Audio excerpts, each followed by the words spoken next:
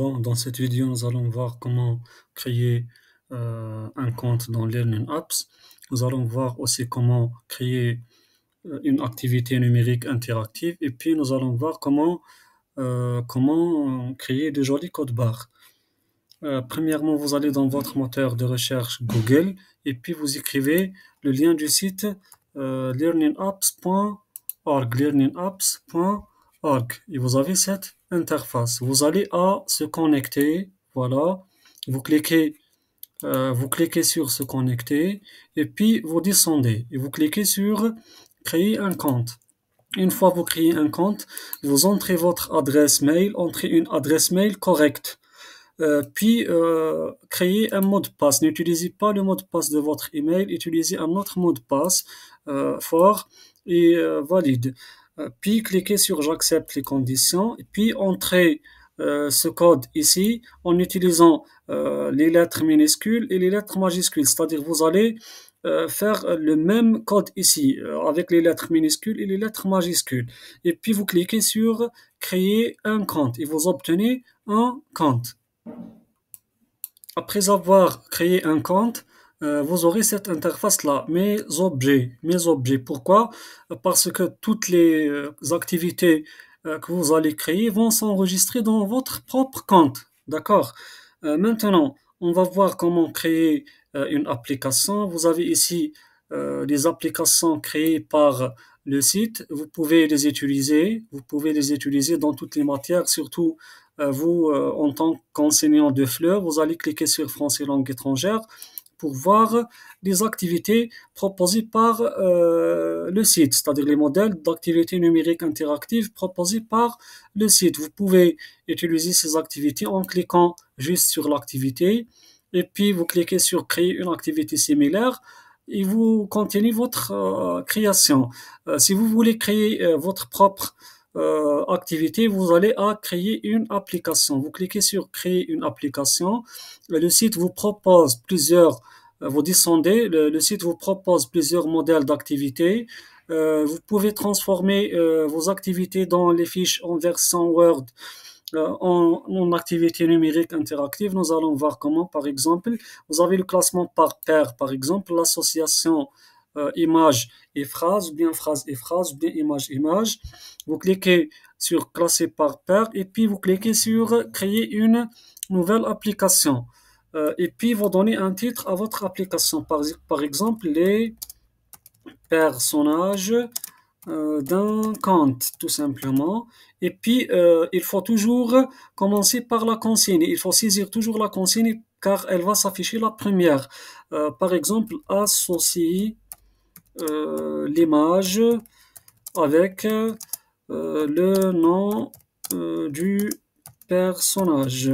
Et puis, vous descendez. Vous avez toujours ici des paires, c'est-à-dire des groupes qui combinent une image et un texte, c'est-à-dire un nom.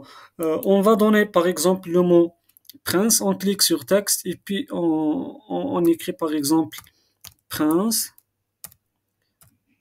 puis on clique sur image pour télécharger l'image du prince. On clique ici sur glisser et déposer.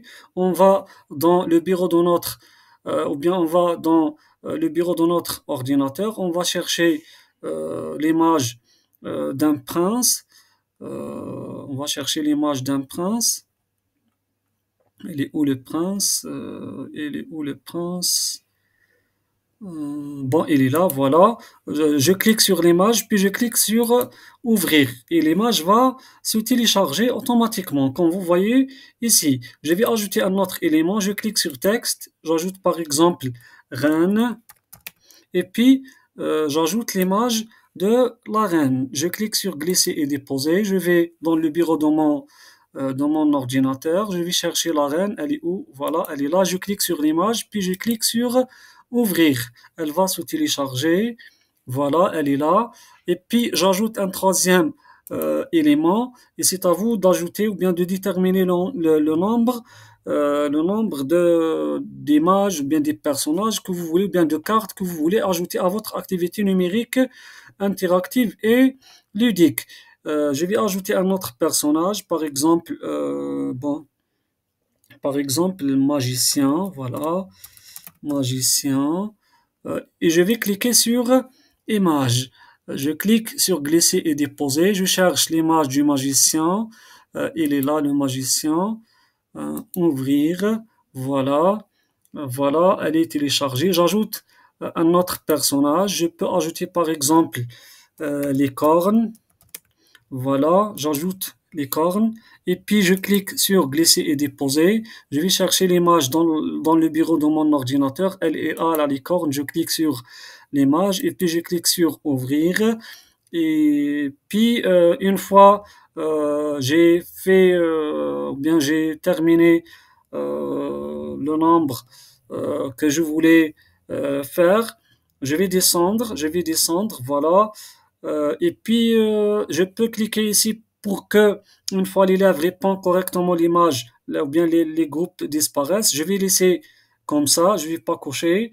Je peux ajouter des couleurs à mes cartes. Voilà, je clique.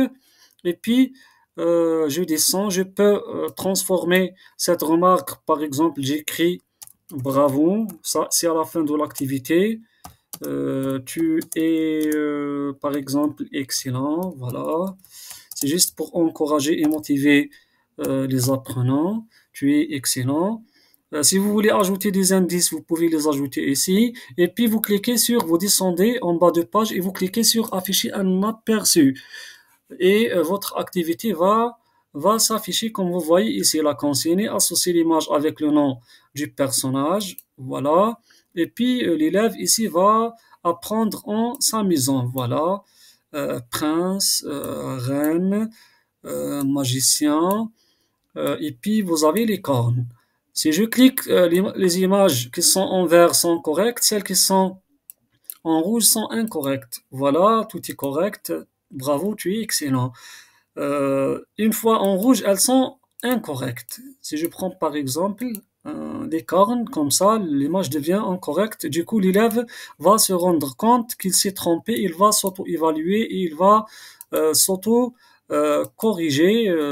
C'est quelque chose de moderne, c'est quelque chose d'utile pour l'élève. Une fois vous terminez votre activité, si vous voulez ajouter des modifications, vous revenez en arrière en cliquant sur modifier à nouveau. Si vous voulez enregistrer votre application, vous cliquez, vous descendez et vous cliquez sur enregistrer l'application et elle va s'enregistrer. En descendant, le site va générer un code barre pour cette application. Vous cliquez dessus, vous voyez ici, vous pouvez télécharger ce code barre en cliquant à droite. Voilà.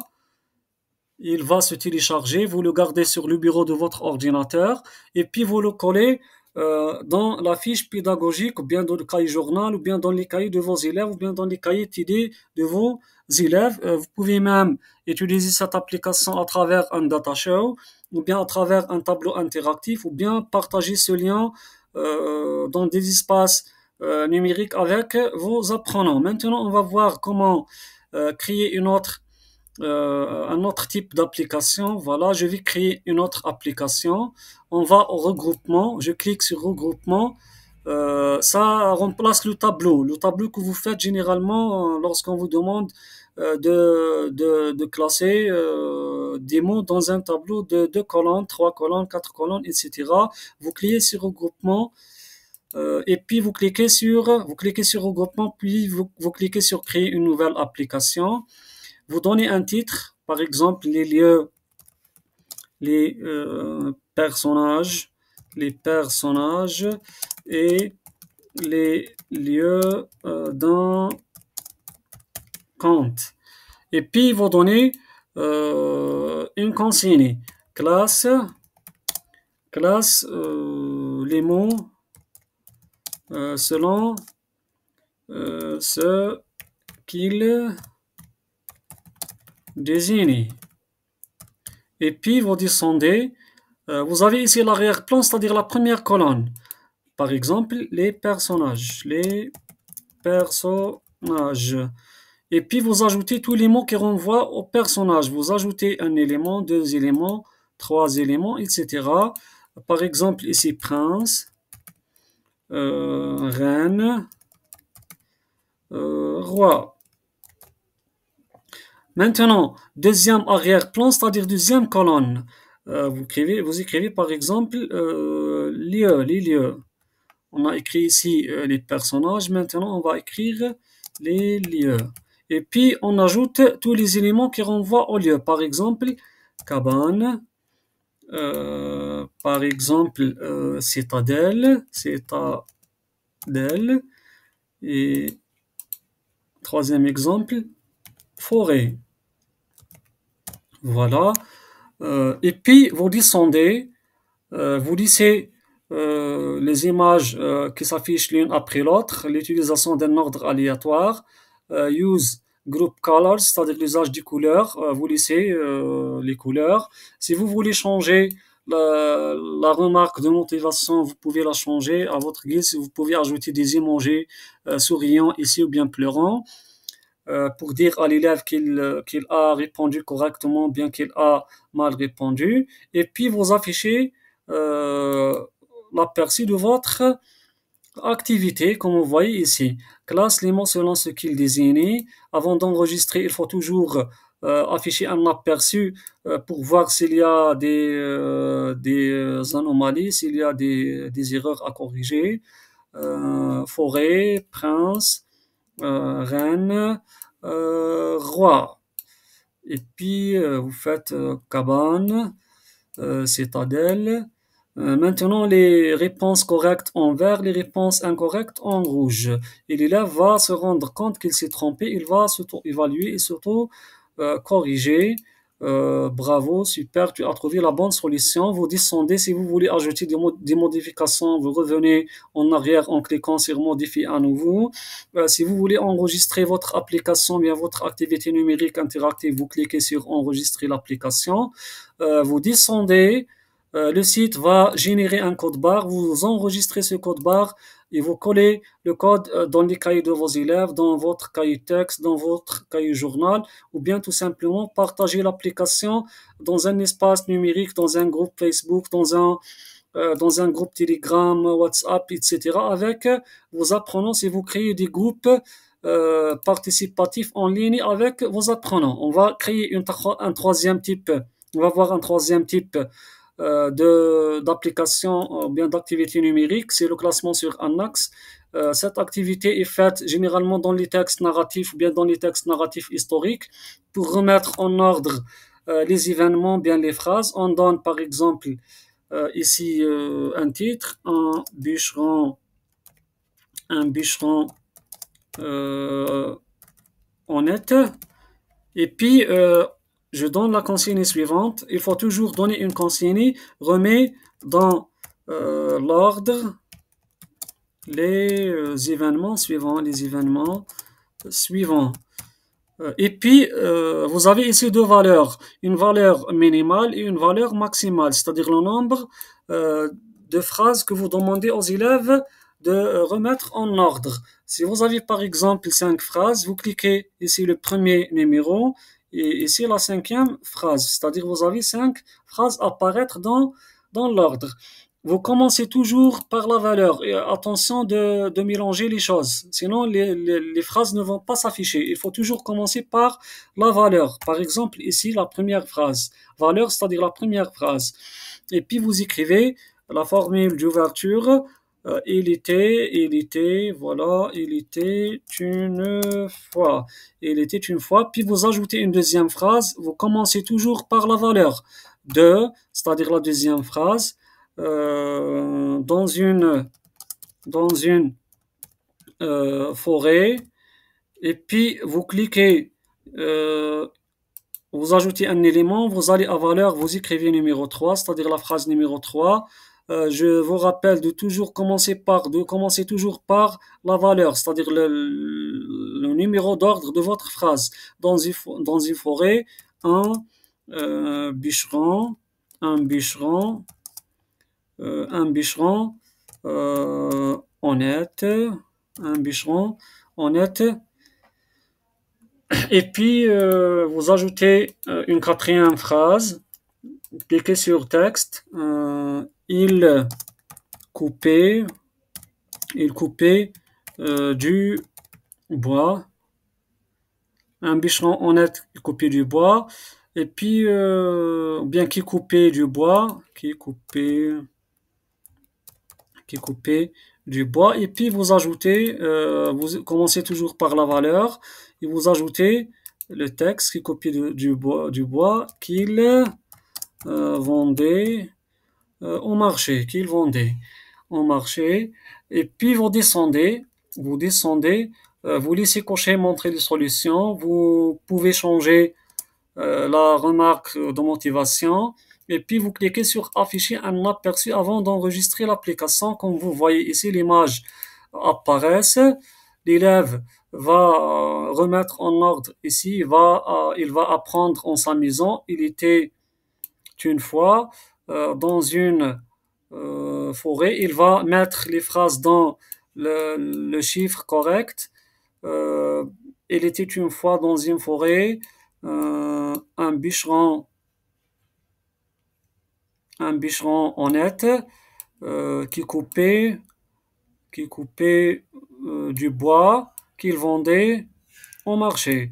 Et vous avez ici les chiffres, ou bien le bon ordre, un, 2, 3, 4, 5. Et puis vous descendez, vous cliquez, les réponses correctes sont en vert, les réponses en rouge sont incorrectes.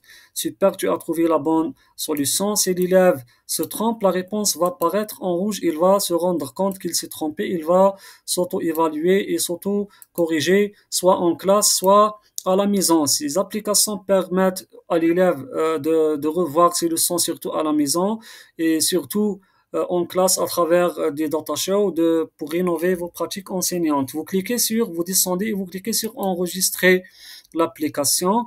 Le site va générer un code barre. Vous descendez, le site va générer un code barre.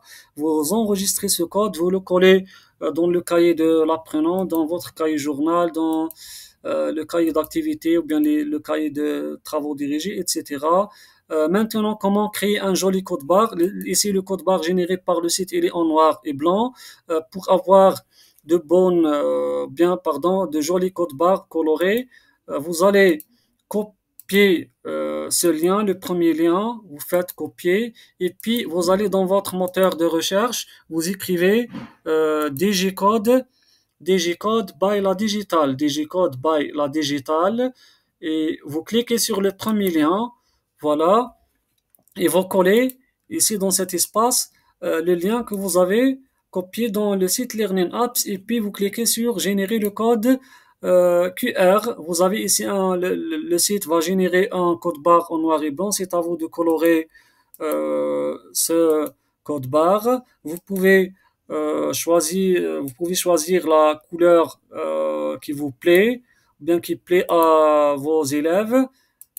Et puis vous cliquez. Vous pouvez ajouter des images au centre, bien au milieu de ce code barre. Des images par exemple qui concernent le type d'activité. Si c'est une activité par exemple qui parle du compte, vous pouvez ajouter des images relatives au compte comme ici. Maintenant, vous allez enregistrer, télécharger, vous cliquez sur télécharger, le code barre va s'enregistrer, vous allez le partager avec vos apprenants une fois et ils sont à la maison, ils peuvent l'utiliser, peuvent même l'utiliser en classe si vous permettez d'utiliser le smartphone et les tablettes lorsque vous travaillez ensemble ou bien avec un data show tout simplement. Vous voyez combien il est joli ce code barre.